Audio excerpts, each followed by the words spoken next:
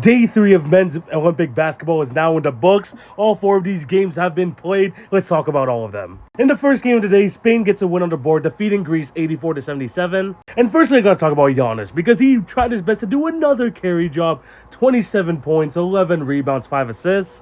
But once again, the rest of his Greece teammates just couldn't get it done. Giannis was like, what, 11 for 17 from the field, 12 for 17 on the field?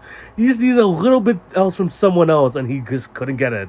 And on the Spain side of things, Santi Aldama continues to play well in the Olympic stage. 19 points, 12 rebounds, 2 assists, and 3 blocks. But once again, a better, well-rounded team effort from Team Spain. You got 13 from Sergio Llull. You got 10 points from Rudy Fernandez. And every single person who got minutes in this game, except for Usman Garuba, scored.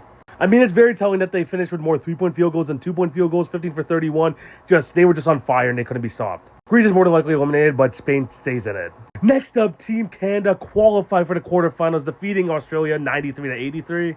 Australia looked great in the first half. They were winning, but then second half, Canada dominated. Outscored them by 14 points. You got 25 from RJ Barrett, who in my opinion has been the player of the tournament for Canada so far. You had Shea, who had 2 fouls in the first minute of the game, finished with 16 points. You got 16 from Dylan Brooks, 10 from Lu Dort.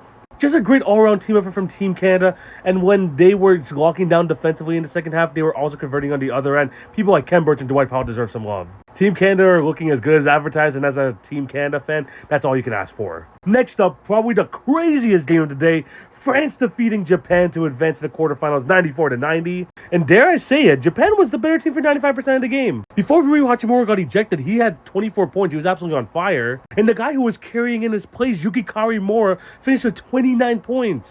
Also shout out to Josh Hawkinson, who was killing it from 3 and finished with 16. And they had a 4-point lead with 10 seconds left.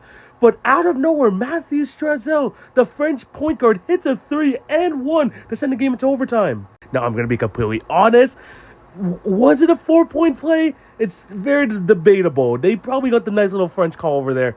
But at the end of the day, they still went to overtime, and that's where Victor Wembanyama dominated. 18 points in the game. I swear 7 of them came in overtime, and that's how France was able to seal this off. And the man Mathieu Strazel finished with 17 points, a huge reason why they were able to come up on top against Japan.